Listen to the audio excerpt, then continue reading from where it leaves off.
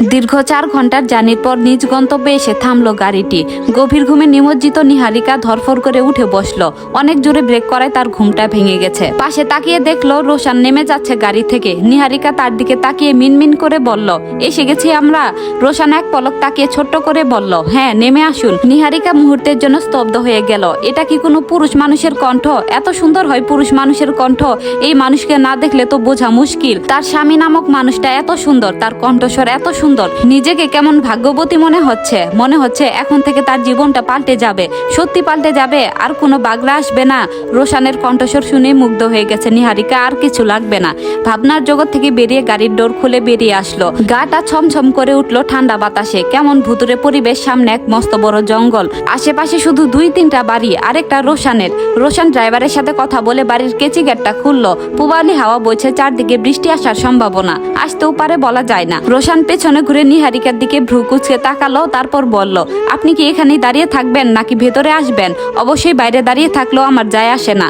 রোশানের এমন কথার প্রেক্ষিতে নিহারিকার একটা উত্তম জবাব দিতে মন চাইলো, কিন্তু স্বামীর সাথে তর্ক করা যায় না, তাই সে তর্কে জড়িত হলো না। মুচকি এসে বলল, ভেতরে যাব? কেমন পুরুষ মানুষ আপনি, বউকে প্রথম রাতেই বাইরে রাখতে চান? রোশান বাড়ির সদর দরজা খুলে নিজ মনে বিড়বিড় করে বলল, অনেক খারাপ আমি, আপনার কল্পনারও বাইরে। পূবালি হাওয়া বইছে বাইরে প্রচন্ড বেগে, মনে হচ্ছে আশপাশটা তছনছ করবে, হয়তো তুফান হবে, ঝড় আসবে। সময়টা এপ্রিলের মাঝামাঝি সময়, 2022 সালের এপ্রিলের 14 তারিখ। আজ প্রচন্ড রকমের বজ্রপাত হচ্ছে। নিহারিকা রোশানের পেছন পেছন রোশানের রুমে এসেছে। রোশান ফ্রেশ হতে ওয়াশরুমে গিয়েছে। নিহারিকা রোশানের রাজকীয় বেডে বসে আছে। সে মুগ্ধ দৃষ্টিতে ঘরটা দেখছে। খুবই পরিপাটি ঘর, যেটাকে বলে ড্রিম ঘর। ঘরটা এতই সুন্দর যে নিহারিকার কাছে মনে হচ্ছে সে কোনো ফ্যান্টাসি ড্রিমে ডুবে আছে। ঘরের প্রত্যেকটা জিনিস কালো দেখে বোঝাই যাচ্ছে রোশানের প্রিয় রং কালো। এরকম সুন্দর ঘর মনে হয় না নিহারিকা এর আগে বাস্তবে দেখেছে।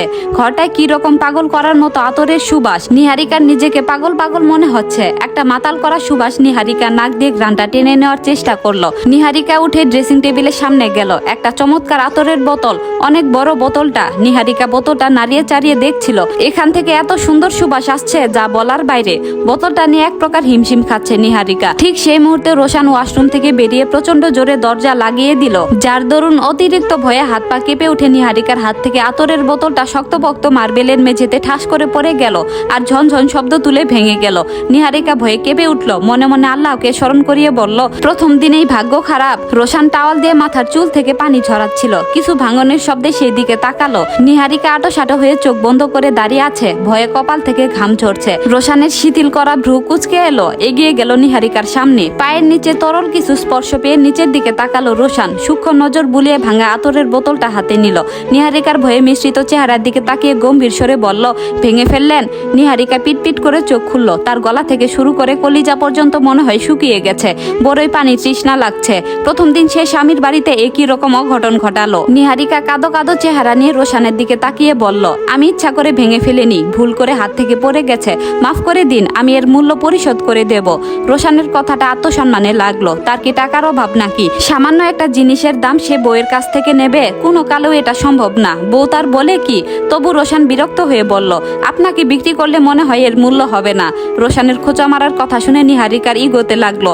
বলে কি নিহারিকা বেচে দিলে এই আতরের দাম হবে না? এটা মানা যায় না। নিহারিকা উচ্চ স্বরে বলল, বলেন দাম কত এই আতরের? আমি কিনে দেব আরো 10টা। রোশান বোতলটা হাতে নিয়ে দেখতে দেখতে বলল, মাত্র 15 কোটি। সাথে সাথে ধপাস করে পড়ে যাওয়ার শব্দ হলো। রোশান সামনে তাকিয়ে দেখলো নিহারিকা অজ্ঞান হয়ে গেছে।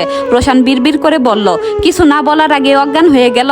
I am interested. প্রথম দিনেই স্বামীর 15 কোটি টাকার আতরের বোতল ভেঙে ফেলে অজ্ঞান হয়ে নিহারিকা 4 মিনিট পরে রইল। ভয়ে তার শরীর থরথর করে কাঁপছে। নিহারিকা চোখ দুটো পিটপিট করে খুলল। নিহারিকার মুখটা ফ্যাকাশে হয়ে আছে। লম্বা চোখের পাপড়ি দুটো হালকা কাঁপছে। ঠোঁটটা শুকিয়ে গেছে। ভেজা চুলের গোছা কপালে লেগে আছে। চোখ খুলেই প্রথমে রোশানকে নিজের সামনে দাঁড়িয়ে থাকতে দেখে নিহারিকা ভয়ে জড়সড় হয়ে গেল। নিহারিকা কাঁপা কাঁপা কণ্ঠে বলল, 15 কোটি টাকা? কি এমন আছে এই আতরে? নিহারিকার ভয় মিশ্রিত কথা শুনে রোশান হালকা হাসলো, যা নিহারিকার চোখে পড়ল না। নিহারিকা তো তবদা লেগে আছে। রোশান নিহারিকার দিকে তাকিয়ে গম্ভীর স্বরে বলল, বেশি কিছু না, জাস্ট 24 ক্যারেট স্বর্ণ, কিছু ক্রিস্টাল আর কিছু ডায়মন্ড। আর ভয় পেও না, এত সহজে এত শক্তপোক্ত আতরের বোতল ভাঙে না। শুধু বোতলের মুখ খুলে গিয়েছিল আর উপর থেকে পড়ায় একটু শব্দ হয়েছিল। আপনি এইটুকু জিনিসে ভয়ে অজ্ঞান হয়ে গেলেন। নিহারিকার কানে লাস্টের কথাগুলো গেল না। সে তো শুধু ভাবছে 24 ক্যারেটের স্বর্ণ, ডায়মন্ড। এই বেটা কি চুরি করে আনছিল নাকি আতরের বোতলটা? নিহারিকা ঘর লাগা কণ্ঠে বলল, বলল, এত দামি আতর আপনি কোথায় পেলেন? চুরি করেছিলেন? নিহারিকা কথাটা বলে নিজের মুখ চেপে ধরলো। বুঝতে পেরেছে সবসময় কেন যেন বেফাস কথা বলে দেয়। রোশান ভ্রু কুঁচকে ফেললো। সোফায় যেয়ে ঘুমানোর প্রস্তুতি নিয়ে বলল, আপনার শ্বশুর আতরের ব্যবসা করে। আপনার শ্বশুরের এক বিদেশি ফ্রেন্ড 2টা বোতল তাকে গিফট দিয়েছিল, সেখান থেকে একটা বোতল আমি নিয়েছি। তা না হলে তো চুরি করা লাগতো। আমি গরিব মানুষ যে। নিহারিকা 2 মিনিট চুপ থাকলো রোশানকে সোফায় ঘুমাতে দেখে। মনটা একটু খারাপ হলো। তার মানে রোশান তাকে বউ হিসেবে মেনে নেয়নি। না, রোশানের তাকে পছন্দ হয়েছে। নিহারিকাও হাল ছাড়ার মানুষ না। বিয়ে কোনো ছেলে খেলা না। রোশানের বউ সে। এক বিছানায় থাকলে সমস্যা কি? নিহারিকা একটু ঠাস মারা কণ্ঠে রোশানের দিকে তাকিয়ে বলল, আপনি কি বাংলা সিনেমার ভক্ত নাকি?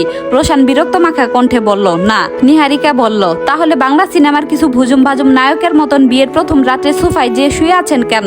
এটা কি বাংলা সিনেমা পেয়েছেন? রোশান ভ্রুকুচকে নিহারিকার দিকে তাকালো আর বলল, আমার বিয়েটা মেনে নিতে সময় লাগবে। আর আপনার যদি ভয় করে চার্জার লাইটটা জ্বালিয়ে ঘুমান। আমি বেড শেয়ার করতে ইচ্ছুক না। নিহারিকার মুখ চুপসে গেল, চোখে জল এসে ঢুকে গেল। আত্মসম্মানে লেগেছে কথাটা। ঘড়ির দিকে তাকিয়ে দেখলো রাত 2টা বাজে। ঘুম ধরেছে, চোখে মাথাটাও ঝিমঝিম করছে। ঘুমানো উচিত। সেও এত বেহায়া না যে মানুষকে নিজ থেকে শুদ্ধ বুদ্ধি দেবে।